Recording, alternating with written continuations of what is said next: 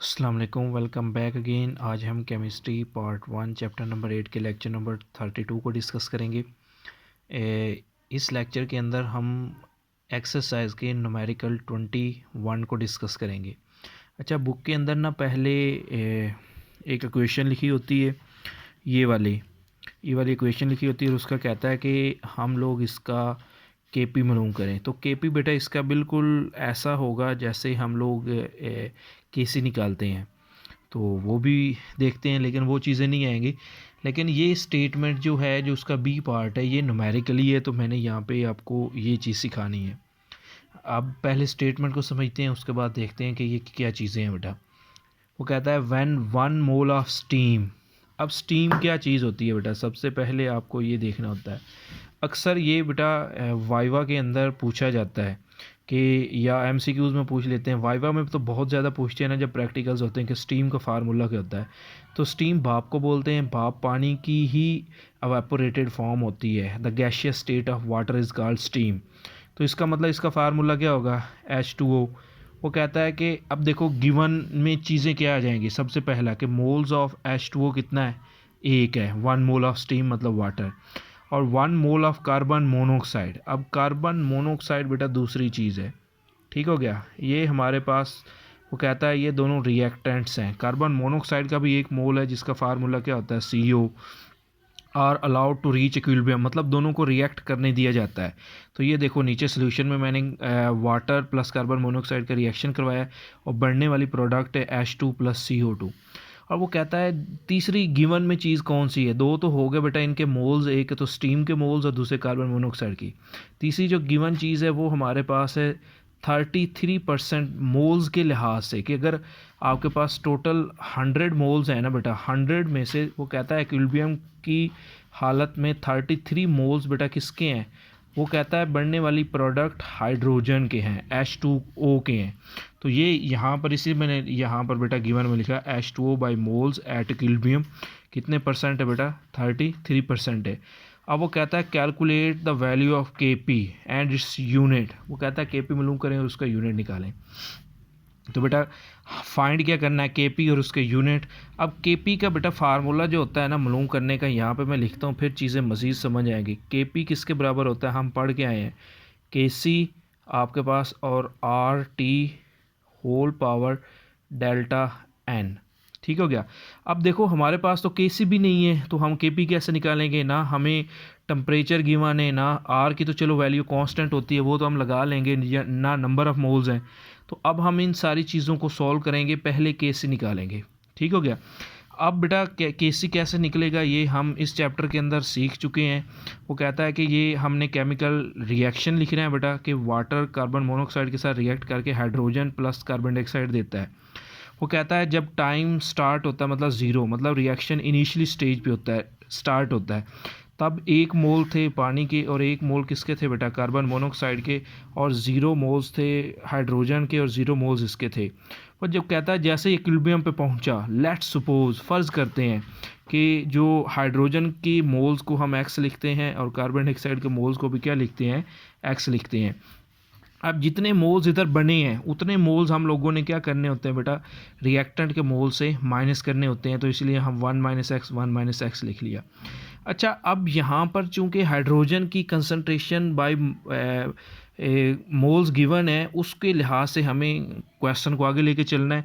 वो कहता है टोटल हम एक्विलिब्रियम पे, एन-टी का मतलब क्या है बेटा, इसको अगर वर्ड्स में लिखें, टोटल मोल्स एट एक्विलिब्रियम, कि इसलिए मैंने लिखा कि एन-टी एट एक्विलिब्रियम। एक्विलिब्रियम पे 4 चीज़ें होती हैं, रिएक्टेंट्स और प्रोडक्ट, इन सब के मोल्स को जमा करना है, तो वो टोटल मोल्स के बराबर होगा। इसलिए मैंने लिखा बेटा number of moles of H2O, number of moles of carbon monoxide, number of moles of hydrogen, number of moles of carbon dioxide. तो इन सब के मोल्स को नीचे जमा करते हैं। ये देखो H2O के कितने हैं बेटा, 1 - x, CO के कितने हैं 1 - x, और H2 के कितने x, और CO2 के कितने x। वो कहता है कि ये x बेटा, ये माइनस वाला इस प्लस वाले x से कट गया, इस माइनस वाला इस प्लस वाले x से कट गया, पीछे बच गए 1 और 1 मिलके कितने बन गए, 2 मोल्स। तो वो कहता है टोटल 2 मोल्स थे, क्लियर। अब आगे बेटा वो कहता है कि अच्छा 33% का मतलब क्या होता है।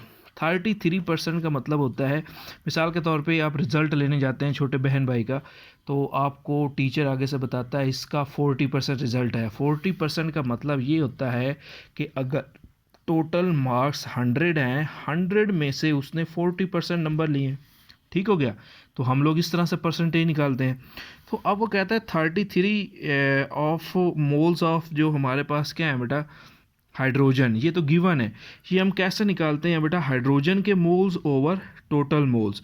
हमें एक्चुअली निकालने हैं कि हाइड्रोजन के मोल्स होते कितने हैं, उस 30% में कितने मोल्स पाए जाते हैं। तो अब इसका बेटा कुछ नहीं है बेटा, 1 आ जाएगा, क्रॉस मल्टीप्लिकेशन करेंगे तो ये इधर आ गया बेटा, और ये टोटल मोल्स और 33% आपस में क्या हो गए, मल्टीप्लाई हो गए।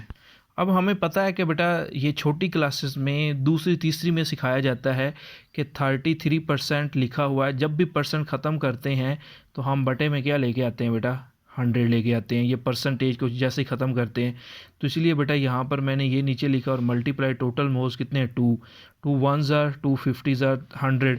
अब 33 को 100 से हम डिवाइड करेंगे तो आंसर कितना आता है बेटा हमारे पास, 0.67 आता है। अच्छा, यहाँ पर ये हाइड्रोजन के मोल्स निकाले हैं। अगर हम इक्वेशन से देखें बेटा, इक्वेशन हमारे पास क्या थी बेटा, इक्वेशन हमारे पास ये थी H2O प्लस वो कहता है CO, ये मिलके क्या चीज़ बनाते हैं बेटा, ये हमारे पास बनाते हैं हाइड्रोजन प्लस कार्बन डाइऑक्साइड। और अगर इक्विलिब्रियम पे देखें, इसकी कंसंट्रेशन भी x थी, इसकी कंसंट्रेशन भी x थी, ये 1 - x था, ये क्या था, 1 - x था। तो अब ये देखो इक्विलिब्रियम पे हमने मोल्स x हाइड्रोजन के रिप्रेजेंट किए थे, इसीलिए बेटा यहाँ पर मैंने हाइड्रोजन के मोल्स के बराबर x लिखा है। अच्छा, अब उसने हमसे पूछी क्या चीज़ है बेटा, ठीक हो गया। अब वो कहता है कि हमसे उसने बेटा कंसंट्रेशंस पूछी हैं, किस चीज़, हमारे पास बेटा उसने केपी पूछा है। अब बेटा केपी को निकालने के लिए अभी मैंने आपको बताया था हम क्या चीज़ निकालने की कोशिश कर रहे हैं, केसी। अब केसी किसके बराबर होता है, concentration of product over concentration of reactant. तो अब एक प्रोडक्ट की कंसंट्रेशन मैंने निकाल ली है, बाकी मैं CO2 की कंसंट्रेशन अब निकालूंगा। अब देखो CO2 के कंसंट्रेशन को भी x के साथ रिप्रेजेंट किया हुआ है, इसका मतलब ये देखो, अब मैं कंसंट्रेशन की तरफ जा रहा हूँ। हाइड्रोजन की कंसंट्रेशन मैंने लिख दी, मोल्स कंसंट्रेशन को ही बोलते हैं मोलर कंसंट्रेशन, ये आपको मैं लॉ ऑफ मास सेक्शन में भी सिखा चुका हूँ, ये स्क्वायर ब्रैकेट्स का मतलब। और चूंकि इसीलिए मैंने कार्बन डाइऑक्साइड के भी उतने मोलर कंसंट्रेशन लिखी, क्योंकि इक्वेशन से पता चल रहा है वो भी x के बराबर है। अब इसी तरह से रिएक्टेंट की कंसंट्रेशन भी बेटा मैं निकाल लेता हूँ, 1 - x, ये आंसर आ जाएगा 0.33 H2O का भी आ जाएगा, और इसी तरह से कार्बन मोनोऑक्साइड का भी आ जाएगा। अब केसी निकालने का फार्मूला वो है, उसमें बेटा कीमतें दर्ज करेंगे और इसको हल करेंगे। अब कैलकुलेशन के बाद बेटा हमारे पास आंसर आता है केसी का 4, ठीक हो गया।